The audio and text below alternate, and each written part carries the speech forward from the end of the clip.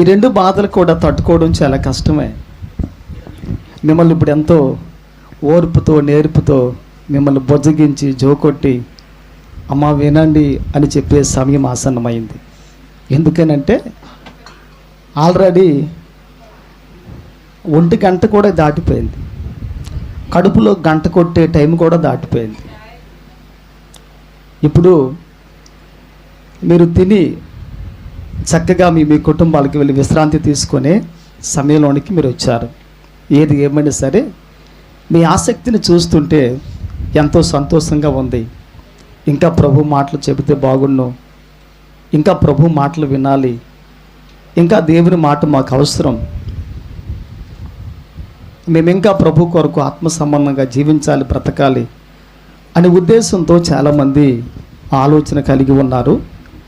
ఈ విధంగా ఒక వ్యక్తి ఆలోచన చేయటం దేవుని సన్నిధిలో అది చాలా చాలా మంచిది, అది శ్రేయస్కరం, అది మనకు నమ్రత, మన జీవితానికి ఒక విధేయతను ఒక వినయాన్ని నేర్పించే అది గొప్ప సంస్కారం. ఈ సంస్కారం ఇప్పుడు కూడా క్రైస్తవుడు తన జీవితంలో దేవుని కొరకు కలిగి ఉండాలి, ఆ విధంగా ఉండాలి.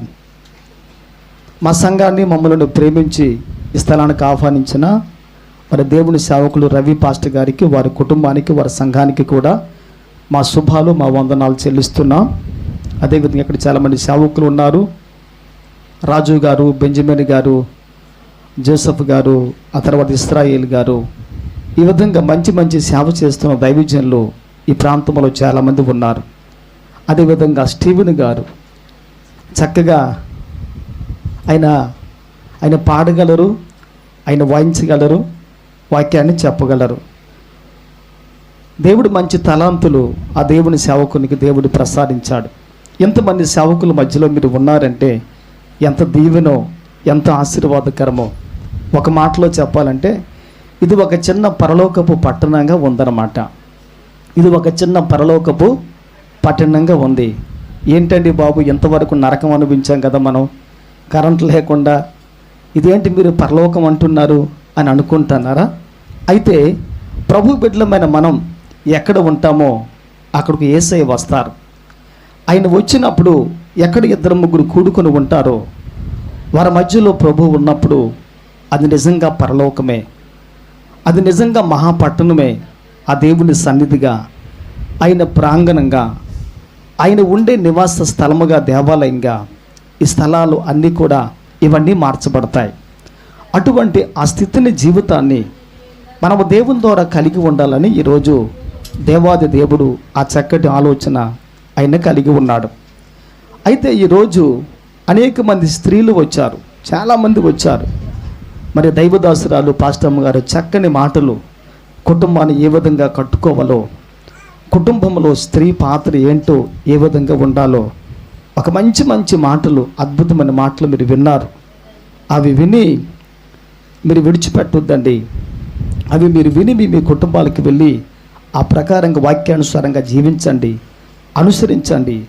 మీ బ్రతుకులో దేవుని మాట కార్యాన్ని చేసే విధంగా మీరందరూ కూడా దేవుని కొరకు నమ్మకంగా జీవించినట్లయితే, వాక్యం అంటున్న మాట ఏంటంటే నమ్మకమైన వానికి దీవెనలు మెండుగా కలుగును అని ప్రభు చెప్పాడు.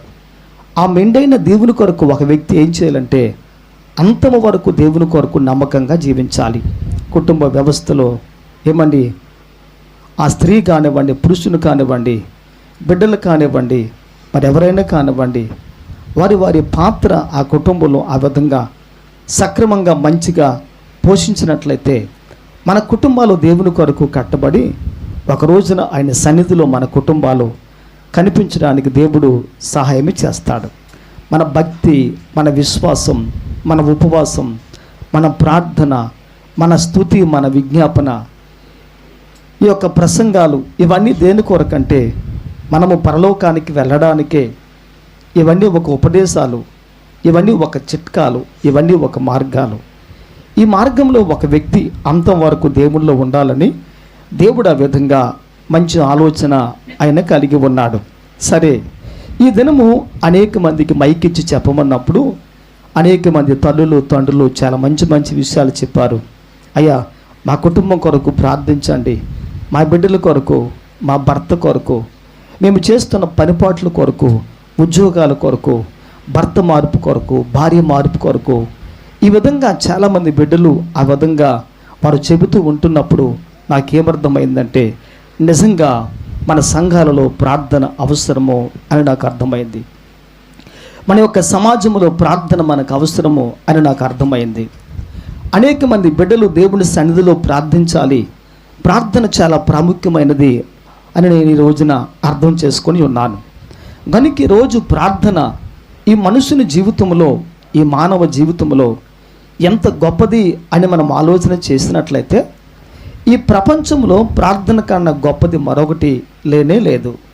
ఎందుకు అని మీరు అడిగినట్లయితే ప్రార్థన చేసిన వాడు దేవునితో మాట్లాడుతున్నాడు కనుక, ఈ ప్రార్థన చేయుచున్న వ్యక్తి దేవునితో సహవాసాన్ని, సత్సంబంధాన్ని కలిగి ఉన్నాడు కనుక ఆ వ్యక్తి యొక్క జీవితం నిజంగా దేవుని సన్నిధిలో చాలా గొప్పదిగా అది మార్చబడడానికి ఈరోజు చాలా ఆవశ్యకత, అవకాశం ఉంది.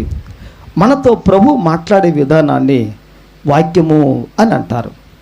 అయితే మనము దేవునితో మాట్లాడే విధానాన్ని అనేక మంది భక్తులు, వ్యక్తులు అనే మాట ఏంటంటే అది ప్రార్థన. దేవుని సన్నిధిలో విన్నవించుకోవటం, దేవుణ్ణి బ్రతిమలాడుకోవడం, దేవుణ్ణి యాచించుకోవటం, దేవుని దగ్గర ప్రార్థన చేయటం. మన జీవితంలో ఏదైతే మనకి అసాధ్యమో, మనం ఏమైతే చేయలేకపోతున్నామో అవన్నీ మన జీవితంలో దేవుడు చేయటానికి మనము దేవుణ్ణి వేడుకోవాలి. దేవా, నేను నా జీవితాన్ని మార్చుకోలేను, మీరే మార్చండి.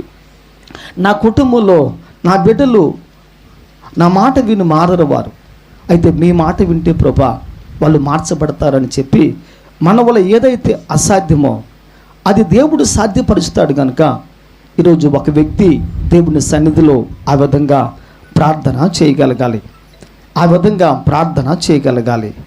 ఒక వ్యక్తి దేవుని సన్నిధిలో ఇటువంటి ప్రార్థన చేయగలిగితే నిజంగా ప్రార్థించిన వ్యక్తి యొక్క చేతికి దేవుడు ప్రపంచాన్ని అప్పగిస్తాడు. ఒక వ్యక్తి దేవునితో మాట్లాడగలిగి అనుభూతిని, అనుభవాన్ని పొందుకుంటే ఆ ప్రపంచం మన గుప్పిట్లో ఉన్నట్లే. మనము దేవుని దగ్గర ఒక విజయాన్ని ఎప్పటికైనా సరే దేవుని ద్వారా మనం ఆశీర్వాదాన్ని పొందుకొని విజయాన్ని సాధించిన వ్యక్తులుగా మనం ఉండడానికి మన జీవితంలో తప్పనిసరిగా దేవుడు ఈరోజు సహాయం చేస్తాడు.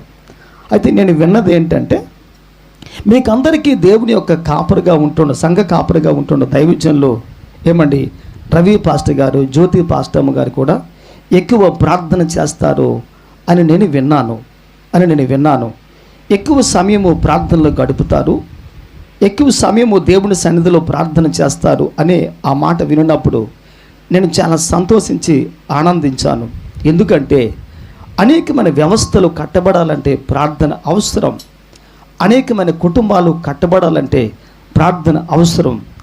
అపోస్తలుడైన పౌలు గారు కూడా తన ముందున్న ఆ సమూహం, ఆ సంఘాలు దేవుని కొరకు రూపాంతరం చెంది దేవుని కొరకు మంచిగా మార్చబడే విషయంలో పౌలు గారు కూడా కన్నీళ్లు విడిచి ప్రతి వానికి బుద్ధి చెప్పుతూ, ఆయన గద్దిస్తూ, సరిచేస్తూ, హెచ్చరిస్తూ, అమ్మ ఈ విధంగా ఉండాలి, తమ్ముడు ఈ విధంగా ఉండాలి, తల్లి ఈ విధంగా ఉండాలి అని చెప్పి అనేక మందితో వ్యక్తిగతంగా ఆ విధంగా మాట్లాడి కన్నీళ్లు కార్చి ప్రార్థించే అనుభవాన్ని ఆ రోజున దేవుని సేవకులు కలిగి ఉన్నారు. ఈరోజు కూడా మీ సంఘ కాపరి మీ కొరకు కన్నీళ్లు కార్చి ప్రార్థన చేస్తూ ఉంటే అది ఎంత గొప్ప భాగ్యమో ఒక్కసారి మీరు జ్ఞాపకం చేసుకోవాలి. అయితే మన కుటుంబాల్లో అన్నదమ్ములు, అక్క చెల్లెళ్ళు, బంధువులు, స్నేహితులు, తమ్ములు మనము చాలామందిని కలిగి ఉంటాం. అయితే మనకు కష్టం వచ్చినప్పుడు వీళ్ళు ఎవరైనా సరే మన కొరకు ఏడ్చి ప్రార్థన చేస్తారా, కంటతడి పెడతారా, కన్నీళ్లు కాడుస్తారా అని మనం ఆలోచన చేసినట్లయితే వీరెవ్వరు కూడా మన కొరకు కంటతడి పెట్టరు, కన్నీరు కార్చరు, దేవుని పాదములు చెంత ప్రార్థన కూడా చేయరు. ఆ విధంగా చేయగలిగిన వ్యక్తి ఎవరంటే ఒక కాపరి మాత్రమే, సంఘ కాపరి మాత్రమే, ఆత్మను సంపాదించిన కాపరి మాత్రమే, దేవుని కొరకు సమస్తాన్ని విడిచిపెట్టి ప్రభు పరిచర్యకు వచ్చిన ఒక కాపరి మాత్రమే ఆ పని నీ కొరకు ఆ విధంగా ఆయన చేస్తూ ఉంటాడు. కనుక ఈరోజు ప్రార్థన చాలా గొప్పది. అయితే బైబిల్ గ్రంథంలో ప్రార్థన ఎప్పుడు ప్రారంభించబడింది అని మనం చూసుకుందాం. అయితే ఒక వాక్యం చూడండి. ఆదికాండము 4వ అధ్యాయము 26వ వచన భాగాన్ని మన వాక్యములో చూడగలిగితే, ఈ ఆదికాండము 4:26లో వాక్యం అంటున్న మాట ఏంటంటే, అప్పుడు సేతునకు కుమారుడు పుట్టెను, అతనికి ఎనోస్ అను పేరు పెట్టెను. అప్పుడు యెహోవా నామమున ప్రార్థన చేయుట ప్రారంభమాయెను అనే ఆ మాట మనం ఇక్కడ చూస్తూ ఉంటున్నాం. అనగా ఈ ఆదికాండము 4:24లో దైవ వాక్యాన్ని మనము చూడగలిగితే, వాక్యం 26లో వాక్యం చూడగలిగితే ఎనోసు పుట్టినప్పుడు దేవుని సన్నిధిలో ఆ విధంగా ప్రార్థన చేయుట ఆరంభమైంది అని దేవుని వాక్యములో మనము చూస్తున్నాం. ఎనోస్ అనగా నరుడు లేక మనుషుడు, మానవుడు అని ఆ మాటకు అర్థం. ఎనోస్ అనగా ఒక్క మాటలో చెప్పాలంటే మనుషుడు అని ఆ మాటకు అర్థం. ఎనోసు పుట్టినప్పుడు, నరుడు పుట్టినప్పుడు, మానవుడు పుట్టినప్పుడు దేవుడు ఏమనుకున్నాడంటే, నాతో మనుషుడు మాట్లాడుతూ ఉంటాడు, నా దగ్గర ప్రార్థన చేస్తూ ఉంటాడు, నా దగ్గర నివాసం చేస్తూ ఉంటాడు, నా దగ్గర కన్నీళ్లు కార్చి యాచిస్తాడు అని దేవుడు ఎప్పుడు కూడా ఆ మంచి ఉద్దేశాన్ని కలిగి మనుషుని పట్ల ఆయన ఒక తలంపును కలిగి ఉన్నాడని బైబిల్ గ్రంథం ఆ విధంగా సెలవిస్తూ ఉంది. దానికి సూచనగా, ముంగుర్తుగా, ఆనవాలుగా బైబిల్ గ్రంథంలో ఏదైనా ఉందా అని మనం చూడగలిగితే, దేవాది దేవుడు ఏదైనా తోటను కలుగు చేసి ఆదామును దేవుడు నిర్మించి సాటి అయిన సహాయాన్ని దేవుడు ఆదాముకి ఇచ్చిన తర్వాత బైబిల్ గ్రంథం అంటున్న మాట ఏంటంటే, ప్రతి చల్లపూట కూడా దేవాది దేవుడు ఏదైనా తోటలోనికి వచ్చి వారిని కలుస్తూ, వారితో సహవాసం చేస్తూ, వారితో సంభాషిస్తూ, అనగా ఆదాము హవ్వలు దేవునితో, దేవుడు ఆదాముతో ఆ విధంగా కలిసి సహవాసం చేసి అని వెళ్ళుచూ వచ్చుచూ ఉండేవారు అని ఈరోజు మనము గమనించి ఆలోచించాలి. ఎనోస్ అనగా మనుషుడు. ఆదాము అనే ఆ మనుషుని జీవితంలో ఆ కార్యాన్ని దేవుడు చేశాడు. ఆ పనిని ప్రభు చేసుకుంటూ ఆ విధంగా వచ్చాడు.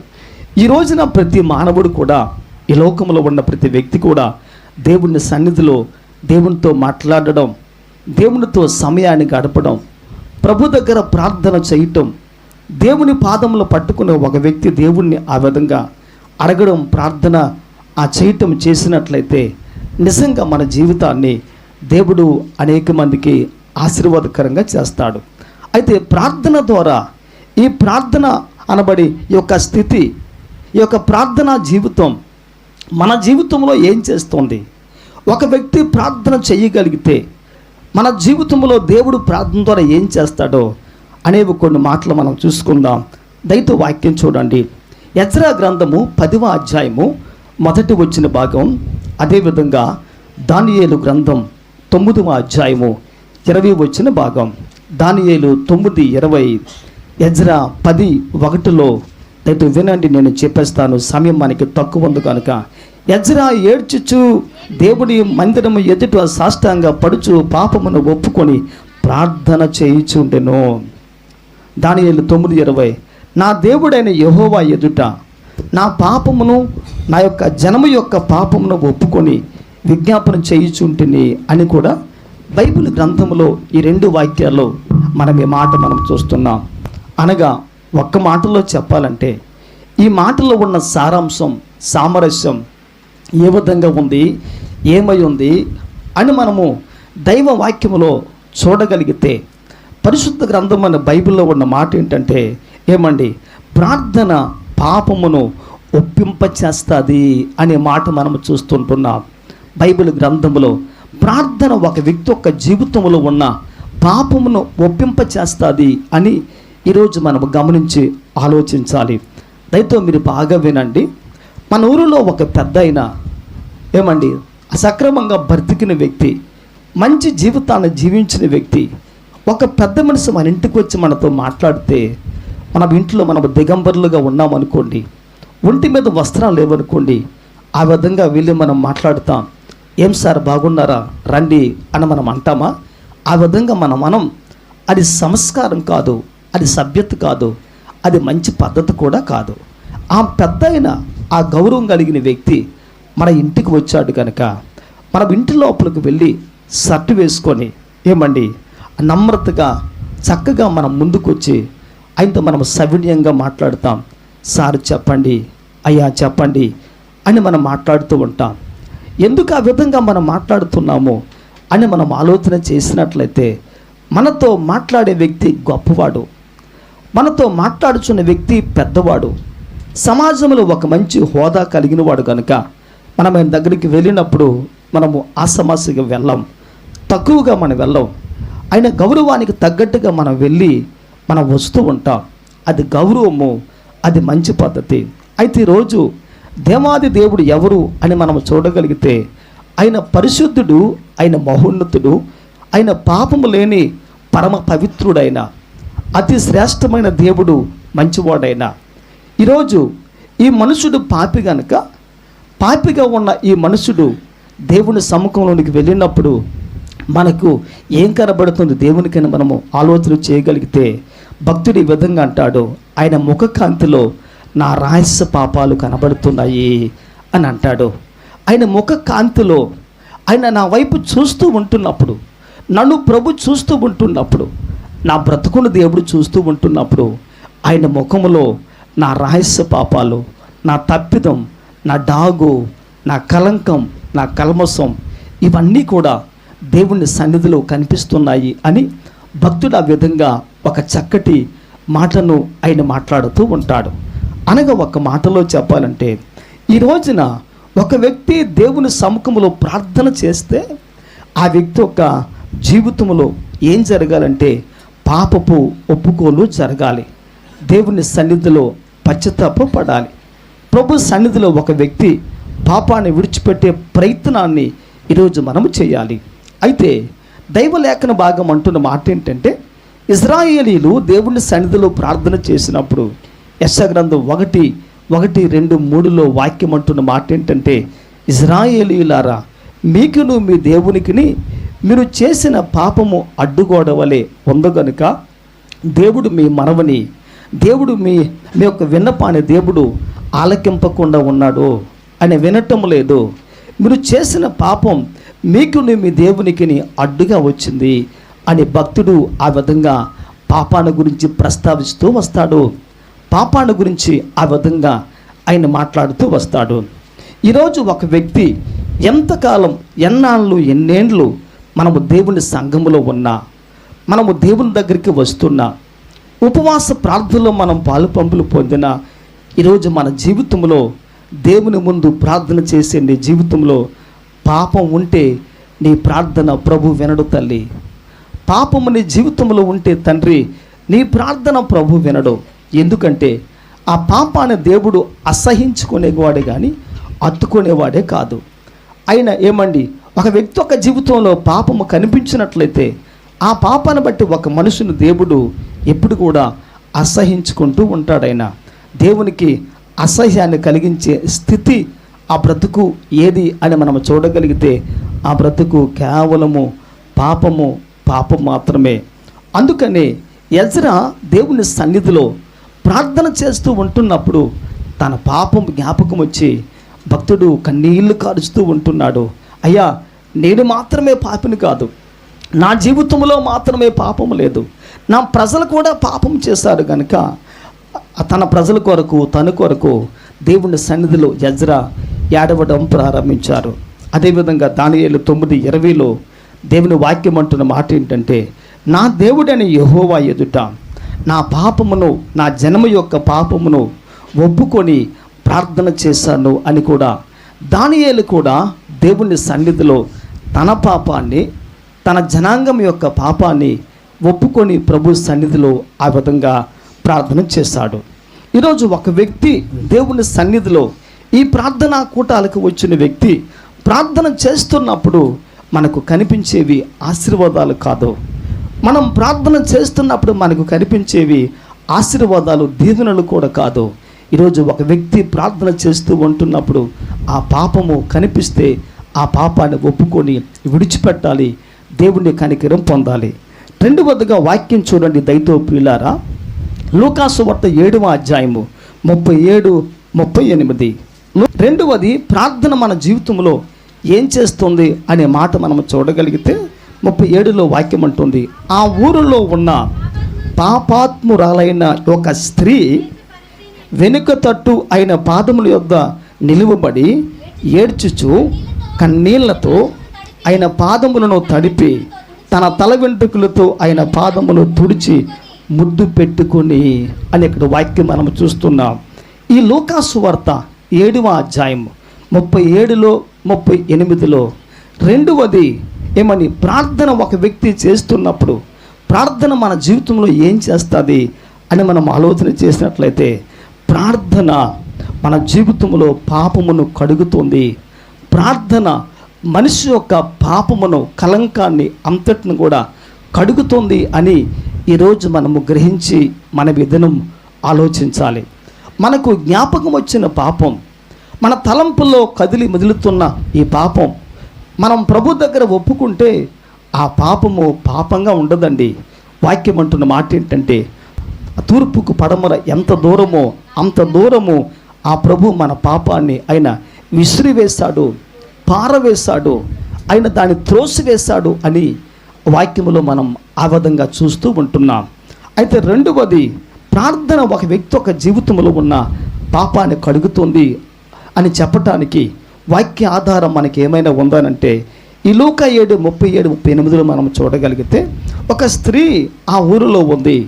ఆమె పాపాత్మురాలు, పాపము చేస్తూ జీవితాన్ని ముందుకు కొనసాగిస్తూ ఉంది, జీవనాన్ని ముందుకు కొనసాగిస్తూ ఉంది. తన పని, తన జీవనము, తన విధి విధానం అంతా కూడా పాపమే. పాపము చేస్తేనే బ్రతుకు, పాపము చేస్తేనే తిండి, పాపము చేస్తేనే వస్త్రాలు, పాపము చేస్తేనే సౌఖ్యం. ఆ విధంగా తన జీవితం ఆ గ్రామంలో ఆ విధంగా అలవాటైపోయింది. అయితే వాక్యం అంటున్న మాట ఏంటంటే, సీమోను ఇంటికి యేసయ్య ఒకానొక దినమున వచ్చినప్పుడు ఆయన వచ్చారు అని విని ఆ స్త్రీ ఎక్కడి నుండో ఒక అత్తరబుడ్డి తీసుకొని వచ్చి ఆమె వెనుక నుండి వచ్చి సీమోను ఇంటిలో ప్రవేశించి ఆయన పాదములకు దానిని పగలగొట్టి అత్తర పూసింది అని మనము చూస్తున్నాం. అంత మాత్రమే కాదు, తన తల వెంట్రుకలతో ఆమె ఆయన పాదములు తుడిచెను అని ఈరోజు లేఖన భాగములో ఆ విధంగా చూస్తూ మనం ఉంటున్నాం. అత్తరు పగలగొట్టిన వ్యక్తి, తల వెంట్రుకలతో యేసు పాదములు తుడిచిన వ్యక్తి కన్నీళ్లు కార్చదా, దుఃఖించదా, హృదయాన్ని బ్రద్దలు కొట్టి దేవుని పాదములు పట్టుకోదా? అత్తరు సీసాన్ని పగలగొట్టిన వ్యక్తి తన హృదయాన్ని పగలగొట్టుకోదా? అంత విలువైన అత్తరును దేవునికి పూసిన వ్యక్తి దేవుని సన్నిధిలో తన విలువైన జీవితాన్ని దేవునికి సమర్పించుకోకుండా ఎలాగో ఉంటుందండి. ఒక్కసారి మన దినముని జ్ఞాపకం చేసుకోవాలి. ప్రతి ప్రభు బిడ్డ కూడా దేవుని సన్నిధిలోనికి వచ్చినప్పుడు, ప్రార్థన చేసినప్పుడు మన పాపం మనం ఒప్పుకుంటే, ఆ ఒప్పుకున్న పాపాన్ని దేవుడు ఏం చేస్తాడంటే దానిని తుడిచివేసి దేవుడు దూరంగా దానిని నెట్టి ఆయన బయటకు పడవేసే ఆవశ్యకత ఈరోజు ఉందని దైవ లేఖన భాగం ఆ విధంగా సెలవిస్తూ ఉంది. కనుక పాపాన్ని ఒప్పుకున్నవాడు దేవుని కనికరాన్ని పొందుకుంటాడు. పాపాన్ని కప్పుకున్నవాడు పాపిగానే మిగిలిపోతాడు. పాపాన్ని కప్పుకున్నవాడు, పాపాన్ని దాచుకున్నవాడు, అతిక్రమమును దాచుకున్నవాడు, ఆంతర్యములో పాపము దోపుచ్చులాడుతూ ఉంటున్నప్పుడు ఎవరికి తెలియకుండా రహస్యంగా అంతరంగంలో పాపాన్ని దాచుకునే వ్యక్తి యొక్క జీవితంలో తన పాపం ఏమి చేయబడుతుందంటే, ఆ పాపము, అతిక్రమము పరిహరింపబడదు, కడగబడదు, తుడిచివేయబడదు. తన జీవితంలో ఎప్పటికీ కూడా ఆ పాపము నేరారోపణ చేస్తూ, నేరస్థాపన చేస్తూ, పాపిగా జీవితంలో తన కలిగిన ఆ పాపం ఎప్పటికీ కూడా ఆ మనసుని దోషిగా మిగిలిపెట్టే ఆ స్థితి ఉందని ఈరోజు దైవ లేఖన భాగం ఆ విధంగా సెలవిస్తోంది. మొదటి మాట ఏమాటంటే, ప్రార్థన పాపమును ఒప్పింపచేస్తూ ఉంది, ప్రార్థన పాపమును కడుగుతూ ఉంది. మరొక మాట చెప్పి ముగిస్తాను. మీరు చెప్పమంటే 5 మాటలు కూడా చెబుతాను. చెప్పాలా వద్దనంటే మీరు చెప్పొద్దని అంటారు. దేవుని స్తోత్రం. దయతో మరొక మాట చూడండి. దావీదు సంకీర్తన 32వ అధ్యాయము 6వ వచన భాగం. 32వ అధ్యాయము 6వ వచన భాగం. అదేవిధంగా లూకా సువార్త 21:36 వచన భాగం. 3వ వాక్య భాగముగా ఆదికాండం 5:24. ఈ 3 కూడా అద్భుతమైన వాక్యాలు. నేను కొద్దిగా చెప్పి ముగిస్తాను. దయతో మీరు చూడండి, గమనించండి, మీరు వినండి. కీర్తన 32:6, లూకా 21:36, ఆదికాండం 5:24లో ఈ 3 వాక్యాల్లో 3 మాటలు ఉన్నాయి. నేను చెప్పి ముగిస్తాను. ఇక్కడ మన వాక్యంలో చూడగలిగితే, కావున నీ దర్శన కాలమందు భక్తి గల వారందరూ నిన్ను ప్రార్థన చేయుదురు అనే మాట మనం చూస్తూ ఉంటున్నాం. అనగా అర్థం ఏంటంటే, ప్రార్థన ఈ పాపిని క్షమించి పరిశుద్ధపరిచి ప్రార్థన పాపిని పరలోకానికి చేరుస్తుంది. దేవుని స్తోత్రం కలుగును గాక. ఈ పాపిని క్షమించి ఈ ప్రార్థన పాపిని క్షమించబడిన పాపి పరలోకంలో చేరే విధంగా ఈ ప్రార్థన చేస్తోంది. కనుక ప్రార్థన ప్రపంచంలో ఎంత గొప్పదో, ఎంత శక్తివంతమైందో, ఎంత శ్రేష్టమైన జీవితం ఈ ప్రార్థనలో ఉందో ఒక్కసారి మనం ఈ దినమున జ్ఞాపకం చేసుకోవాలి. అందుకనే ఆ 32:6లో మనము చూడగలిగితే, కావున నీ దర్శన కాలమందు అంటే ఆయన ఈ లోకానికి వస్తున్న ఆ సందర్భంలో, ఆయన లోకములో ప్రత్యక్షమయ్యే ఆ దర్శన కాలములో, ఆయన లోకానికి రాబోచున్న ఈ కడవరి కాలములో ఎవరైతే ప్రార్థన చేస్తారో, ప్రార్థన చేసిన వ్యక్తులు ఆయన దర్శన భాగ్యాన్ని పొందుకునే అవకాశం ఉంది. 2వ మాట చూడండి పిల్లరా. లూకా 21:36లో మనము చూడగలిగితే వాక్యం అంటున్న మాట ఏంటంటే, కాబట్టి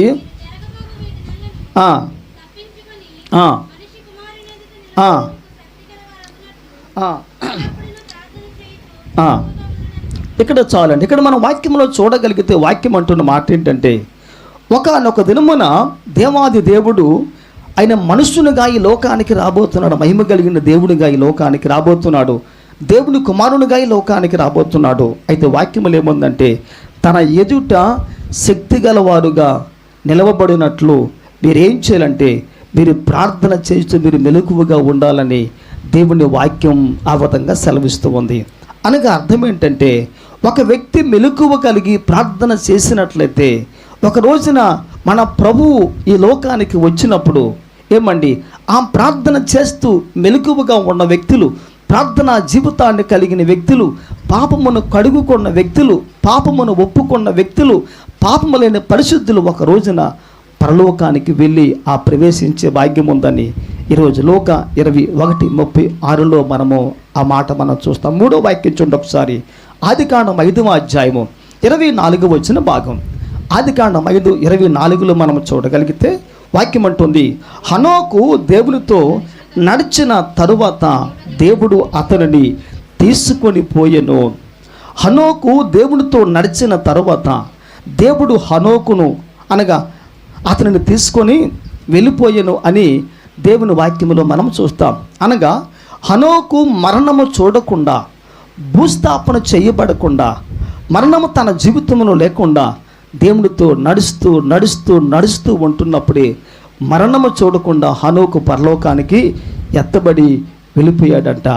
ఒక్క మాట మీరు జ్ఞాపకం చేసుకోవాలి.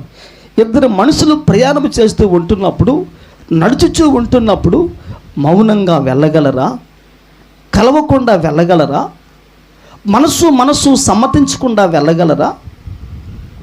ఒక మనుషుడు పరామర్శించకుండా వెళ్ళగలరంటే అది వెళ్ళలేరు. ఆ మనుషునితో ఈ మనుషుడు సంభాషించాలి, ఈ మనుషునితో ఆ మనుషుడు సంభాషించాలి. అనగా వాక్యం అంటున్న మాట ఏంటంటే, దేవుడు హనోకు ఆశపడుతూ ఉంటున్నాడు. ఆ జీవితం కొరకు ప్రయాసపడు, కన్నీళ్లు కార్చు, దేవుని అడుగు, రమ్ము కొట్టుకో, ప్రలాపించు, అంగలార్చు, రోధించు దేవుని దగ్గర. ఓ హల్లెలూయా, హల్లెలూయా, హల్లెలూయా. ఒక స్త్రీ పాపాత్మురాలు ఆమె యేసయ్య దగ్గరికి వచ్చి అత్తరు బుడ్డి పగలగొట్టి అత్తరు యేసయ్య పాదములకు పూచి ఆమె యొక్క తల వెంట్రుకలతో ఆయన పాదములు తుడిచి ఎంత కన్నీళ్లు కార్చి ఉంటుందో, ఎంత ఏడ్చి ఉంటుందో, ఎంత ప్రలాపించి ఉంటుందో, ఎంత రోధించి ఉంటుందో, ఎంత అంగలార్చి ఉంటుందో. ఈ ఈరోజు పాపి దేవుని సన్నిధిలో పాపము కడగబడే విధంగా ప్రార్థన చేయాలి. పాపము కడగబడే విధంగా ప్రార్థన చేయాలి. పాపము క్షమించబడే విధంగా ప్రార్థన చేయాలి. రమ్ము కట్టుకోవాలి. ఇశ్రాయేలీయులు చేస్తున్న ప్రార్థనకు వారి పాపమే దేవుని సన్నిధిలో అడ్డుగోడ వలె ఉంది.